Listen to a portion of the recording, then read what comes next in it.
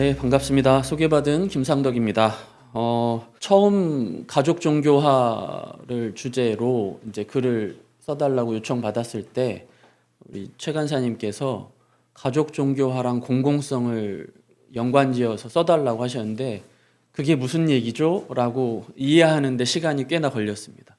근데 듣고 보니까 이게 상당히 중요하고 연관성이 깊다라는 생각이 듭니다.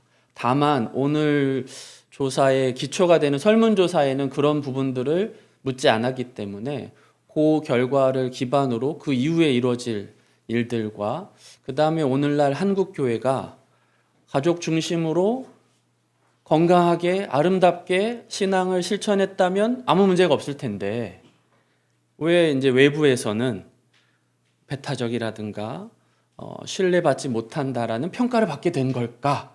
질문은 거기서 오게 된 것이고요. 이따가 소개하게 될 이제 사례들도 그런 곳들에서 얘기를 하게 되었습니다. 이제 공공성 얘기를 제가 부탁받았을 때 제가 오랫동안 이제 연구하고 있는 주제이기도 해서 여기다 이번에 잘 정리를 해봐야겠다 생각했는데요. 한국 교회에서 공공신학이란 말을 꺼내기 시작한 거는 2007년 정도로 거슬러 올라갈 수 있는데 기윤실에서 이제 기독교 신뢰도 조사를 하거든요. 이제 이 당시에 아주 이제 낮은 신뢰도 조사가 나오면서 임성빈 교수님을 필두로 한 이제 세미나가 만들어졌고 총 6, 7차례 세미나를 하면서 공공성의 회복이 오늘날 한국교회 위기의 어떤 대안이다 이런 주제로 얘기를 했고 그 글들이 묶여서 공공신학이라는 이름으로 처음 나오게 됐습니다. 그런데 그때 그 서문에 그 서문을 쓰신 임성빈 교수님 뭐라고 했냐면 지금 한국교회 굉장히 위기다.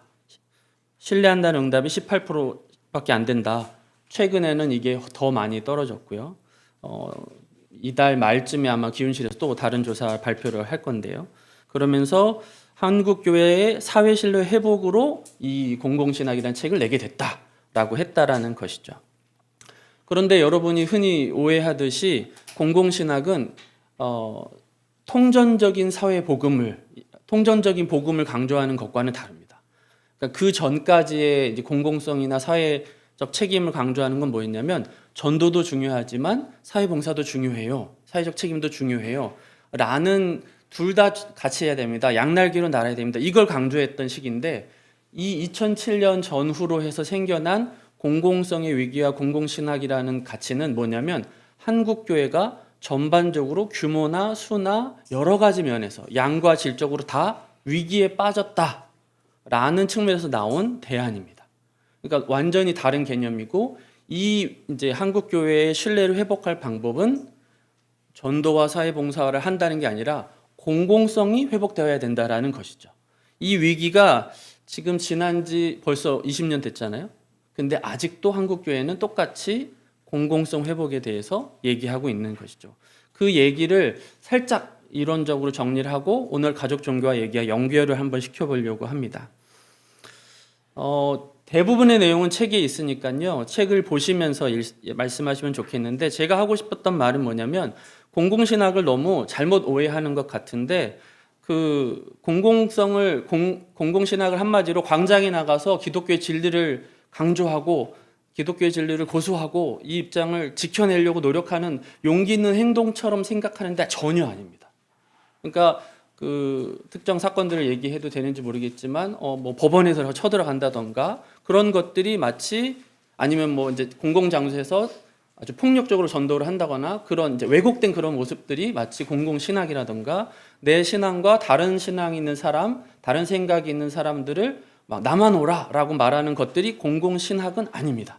오히려 공공신학은요, 열린 사고, 상호 존중, 대화, 다양성을 인정하고 공동의 선을 추구하기 위한 지혜들을 모으고 그러려면 양보가 필요하고 희생이 필요하고 이런 것들이 공공신학의 토대입니다. 그런데 우리나라 비슷하게 미국에서도 이게 잘 이루어지지 않아서 문제인데요. 아주 대표적인 책이 이 책입니다. 이제 리차드 마우가 쓴 흔들리는 신앙이라는 책인데요.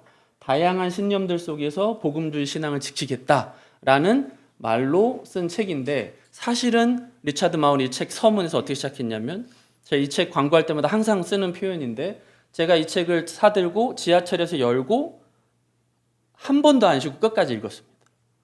그 정도로 요즘 저희들의 문제와 아주 비슷하고 관심 있는데 마오는 미국 복음주의가 실패했다고 생각해요. 그럼에도 불구하고 복음주의라는 용어를 포기할 수 없다라고 하는 입장이긴 합니다만 근데 이 마오가 한 사람이 뭐냐면 지나치게 비합리적이고 근본주의적이고 정치적인 집단으로 변질됐다는 평가를 동의하면서 그 이유를 뭐라고 생각하냐면 너무 확정적인 태도에서 찾고 있습니다. 이 확정적인 태도라는 건 뭐냐면 성경에 대한 흔들림 없는 확신이나 신념이 곧 믿음이라고 오해를 하는 거죠.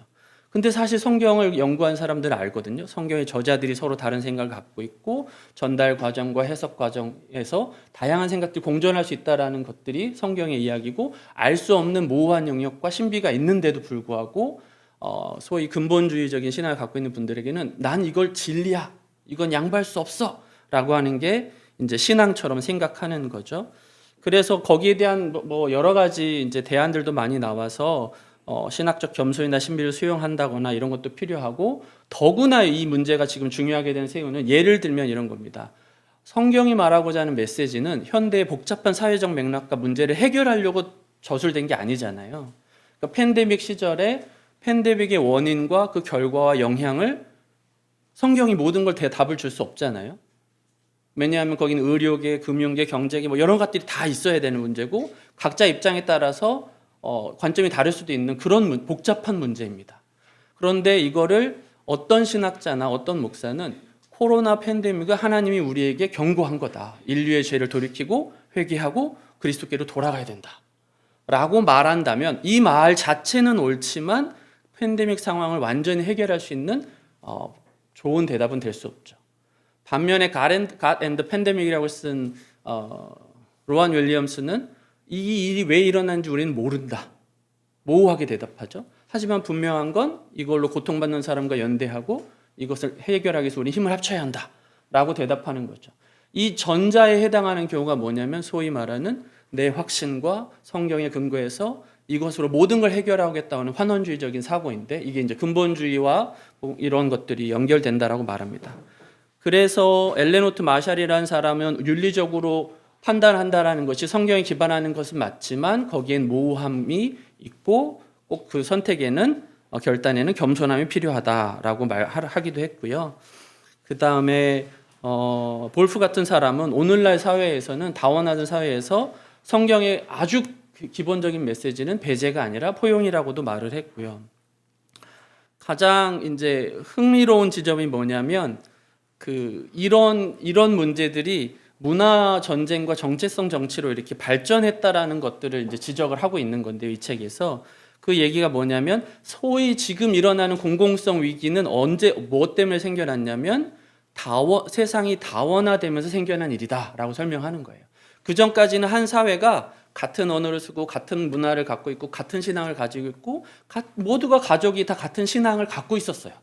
그러니까 문제가 안 됐습니다. 원래 장자가 축복권 갖는 거고 둘째는 안 그래도 좀 양보하는 거고 여자는 좀 빠져 있고 뭐 이런 게 불만이지만 사회적으로 통용됐습니다. 그런데 사회가 다원화됐다는 말은 뭐냐면 다양한 전통과 다양한 관습과 다양한 언어들이 섞이고 신앙이 섞이니까 우리는 안 그러는데요 라는 것들이 생겨나면서 이제 마주하게 된 도전이라는 얘기죠. 예를 들면 미국이나 유럽에서는 당연한 얘기인데 크리스마스만 쉬잖아요. 근데 그러면 이슬람은 뭐 해야 되죠? 라마단 때 쉬어야 되잖아요. 유대인들은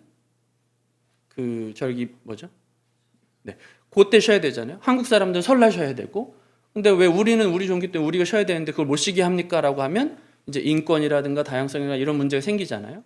그러니까 하나의 고유한 어떤 동질한 문화권이 더 이상 권위나 힘을 가질 수 없는 사회가 됐기 때문에 원래 당연하던 것들이 당연해지지 않은 사회인 것이죠.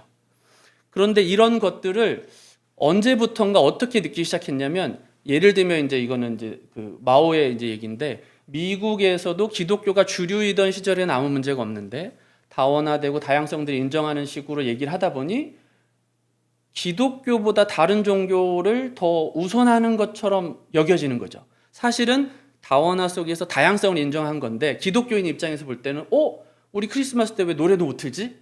이렇게 생각하는 거죠. 근데 그거를 아주 보수적이고 근본주의적인 신앙을 갖고 있는 분들이 느끼기에는 역차별이다. 교회를 공격한다라고 여기기 시작해서 그 다음부터 어떻게 이제 하기 시작하냐면 기독교라는 정체성을 외부의 위협으로부터 지켜내야 된다라는 형태로 발전하기 시작했다라고 하는 거죠. 그래서 정체성 정치라는 용어는 정치학 용어이긴 한데요. 사실 원래는 아주 소수자나 약자들이 자신의 인권과 권리나 목소리를 드러내기 위한 정치 방법인데 이거를 이제 영국의 공공신학자인 일렌 그레함이 말하기를 기독교권에서 사용하기 시작했다는 거예요. 요는 뭐냐면 우리도 역차별 당했습니다. 라고 말하기 시작했는데 이런 점에서 한국의 상황과 굉장히 유사한 어떤 그런 통찰을 제공하고 있다라고 하겠습니다. 설명이 잘 안 되셨을 텐데요. 당연합니다. 왜냐하면 굉장히 긴 내용을 짧게 했기 때문에. 그런데 사실 제가 하고 싶은 말은 공공성에 대한 오해가 있고 이 모든 문제는 기독교가 진리냐 아니냐 이 문제가 아니고 우리 사회가 다원화되면서 생긴 문제인데 공공성의 얘기를 이제 대응하는 방식은 두 가지인데 하나는 공공성을 인정하고 다양성을 인정하는 공공신학적 방향이 있습니다. 그런데 한쪽에서는 우리 기독교적인 무언가를 지키는 태도로 잘못 왜곡돼서 나타났다라는 것이죠. 저는 이 얘기를 이제 경계라는 개념으로 이제 설명하려고 하는데요. 왜냐하면 오늘날 한국 교회가 전반적으로 어렵잖아요. 어려운데 이 문제를 외부의 적으로부터 찾느냐, 내부로부터 성찰하느냐의 차이라고 보는데요. 외부의 적으로부터 찾는 사람들은 내 정체성을 지키고 동질성을 유지하는 것이 우리를 지키는 거라고 생각하겠죠. 그런데 내부로부터 성찰하고 사람 외부와 소통하려고 노력하는 사람은 공공성을 강조하는 이 두 가지 기준에서 왔다 갔다 하는 거죠. 그래서 저는 이 흔들리는 신앙이라는 제목이 제 머릿속엔 이미지로 와 있는데 한국 교회가 이 정체성과 공공성 둘 다 중요한 주제인데요. 여기서 왔다 갔다 하고 있는 거죠. 그래서 그런 상황에서의 상황인데 이것이 한국 교회가 가족 중심으로 변화하고 있다라는 내부적 동질성을 더욱 높아지게 된다라는 이번 조사가 어떤 의미가 있는지에 대해서 생각을 해보게 된 거죠. 표면적으로 현상 읽기를 해보면 이렇습니다. 일단은 한국 교회 내에서 신앙 형성에 가족의 영향력은 크다는 것이고요. 탈종교화 시대에 신앙을 갖게 되는 주요 경로가 가정이라는 것도 잘 보게 됐습니다. 그리고 가장 인상적인 조사 결과는 오늘 발표를 안 해주셨는데 아마 책에도 없었던 내용인데 저는 기초자료에서 봤던 내용인데 40, 50대 응답자 중에 부모가 기독교인이라고 대답한 사람은 절반 정도였거든요. 그런데 20대 응답자 중에 부모가 기독교인이라고 한 건 80%가 넘었고 어머니가 기독교인이라고 한 거는 더 높았습니다. 그러니까 지금 구조와 과거는 확실히 다르다는 걸 알 수 있죠. 그런데 지금의 상황은 20대는 훨씬 더 계속해서 줄어들고 있는 상황이라는 것들도 알기 때문에 앞에서 다 했던 얘기니까 반복하지 않겠습니다. 그리고 기독교에 대한 부정적 인식 또한 높습니다. 그러니까 지금 20대로 가고 앞으로 갈수록 아까 말씀해 주신 대로 기독교로 유입될 수 있는 가능성은 아예 너무 현저히 낮아진다는 거죠. 내가 기독교 가정 안에 들어와서 태어나지 않는 이상. 그러니까 이제 결론은 하나는 그렇기 때문에 기독교 가정이 너무 중요해라고 갈 수 있겠죠. 그런데 이 현상을 저는 이제 조금 심층적으로 읽어보고 싶은 생각이 드는데 그러면 기독교 가정을 어떻게 만드냐? 매칭해야겠죠. 그래서 홀리한 내짝 같은 프로그램 보셨나요? CBS에서 제작한 프로그램인데 연애 프로그램인데 기독교인들이 만나서 연애 프로그램 똑같이 합니다. 자기소개하고 뭐 이렇게 하거든요. 그래서 이런 프로도 있구나 하고 봤는데 갑자기 막 찬양인도 하고 큐티하고 사명 얘기하고 하면서 뭐 약간 이상한 것 같은데 그래도 재밌습니다. 왜냐하면 기독교 가정을 꿈꾸니까.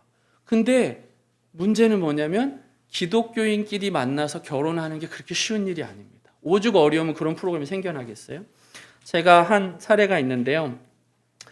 제 이제 연구 공동체에 이제 막 박사과정 중에 있는 분이랑 이제 얘기하는 기회가 있는데 이 친구의 지인이 결혼하게 됐는데 가서 축하를 해줬다는 거예요. 근데 이 지인도 기독교인이고 남편 될 사람도 기독교인이라는 거예요. 그래서 너무 축하한다고 가서 축하하고 왔는데 잘 됐네요. 저는 이 정도만 대답을 했거든요. 근데 이 친구가 그렇게 할 얘기가 아니라는 거예요. 왜냐하면 요즘 같은 시대에 기독교인도 만나기 힘든데 기독교인 남자를 만나는 건 더 어렵고요. 어찌어찌 운이 좋게 만나서 데이트는 할 수 있는데 결혼하는 건 더 어렵답니다.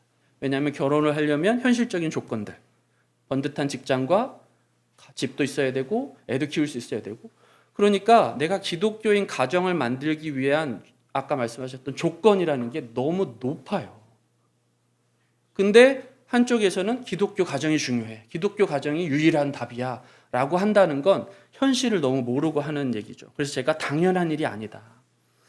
그리고 교회 안에도 보이지 않는 경계는 존재하는데, 제가 아는 한 교회에서는 이너서클이 있는 교회인데요. 이 교회는 시민사회 단체와 활동도 많이 하고, 뭐 유치원부터 해서 뭐 마을센터 여러 가지 활동을 해서 굉장히 좋은 평판이 있는 교회로 소문이 나 있지만, 거기에는 이제 그 뭐랄까 소위 이제 청소년 센터 같은 이런 단체들을 같이 운영하거든요.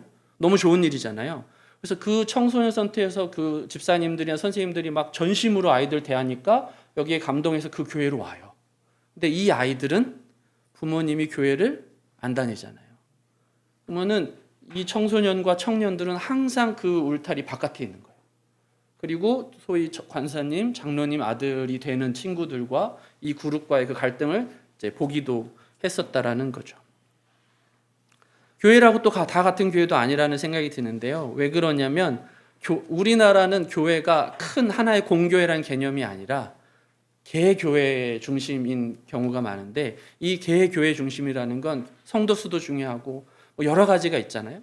근데 그 중에서도 가장 들어가기 어려운 건 비싼 지역에 하차감이라는 얘기 들어보셨습니까? 하차감 중에 하차감은 이제 승차감보다 하차감은 좋은 차를 타고 내렸을 때의 어떤 그 만족도를 말하는데요. 진짜 하차감은 일원동이나 뭐 도곡동에서 지하철에서 내리느냐, 아니면 저 수도권 외곽으로 가느냐, 뭐 이런 거라는 거죠. 무슨 얘기냐면 내가 강남이나 아주 비싼 동네에 살고 그 교회에 다닐 수 있는 확률은 아주 크지 않습니다. 그러니까 모든 사람이 이 교회에 내가 교인이 되고 싶다고 해서 되는 건 아니고요. 그 교회에서도 이너서클이 되고 싶다고 해서 되는 것도 아니고요. 거기서 예를 들면 최근에 한 아파트 안에서 아파트 주민끼리 소개팅 맞선 주선한 그 기사 보셨나요? 왜 그런 일이 일어나지 했는데 조건 맞는 사람들끼리 또 그룹을 만들겠다라는 거거든요.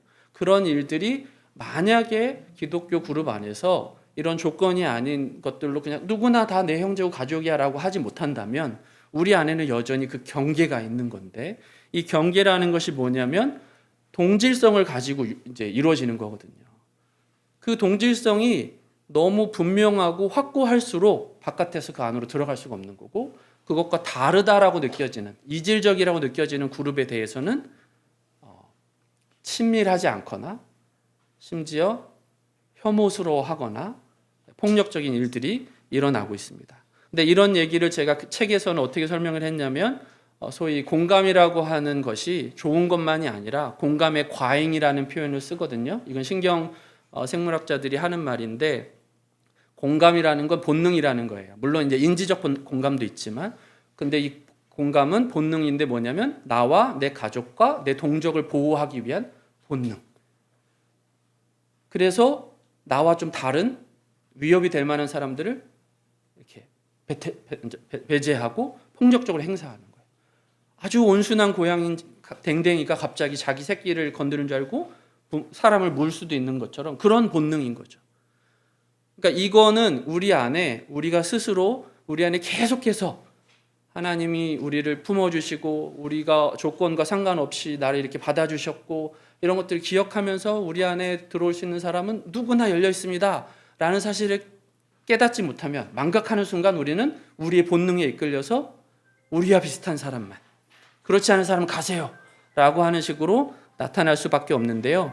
이런 얘기는 비단 가족 종교화뿐만이 아니라 인권이라고 하는 문제, 인권이라는 건 개인, 신앙, 국가가 아니라 인류 전체의 인류 공동체를 말하는 거거든요. 인류가 가족이라는 말이거든요. 근데 그런 것과 가장 반대된 이야기를 하는 게 오늘날 한국 교회처럼 보이고 있는 거예요. 그래서 그 문제들이 소위 가족주의라는 요즘에 이제 신국가주의라는 신민족주의 이런 것들이 소위 가족주의라고 하는 동질성을 기발해서 그렇지 않은 사람을 배타적으로 생각하는 이런 전체적인 한국 사회의 혐오의 문제, 차별의 문제와 무관하지 않다.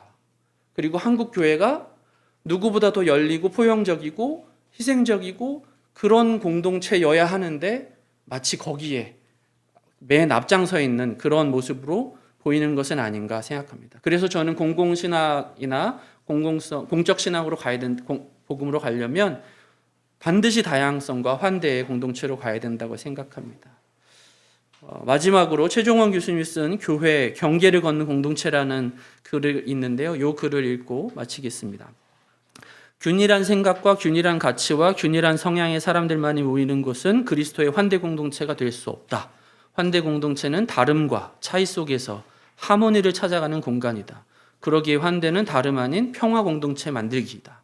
상황과 때에 따라 나그네나 갇혀있는 사람이 우리와 피부색이 다른 사람일 수도, 종교가 다른 사람일 수도, 혹은 이국 땅에서 살아가는 한국인인 우리 자신이 될 수도 있다.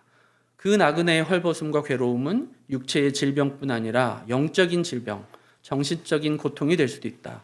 그런 이들을 찾아와서 다시 회복할 수 있는 곳, 그것이 가능한 곳이 환대의 공동체이다. 이상으로 발표 마치겠습니다.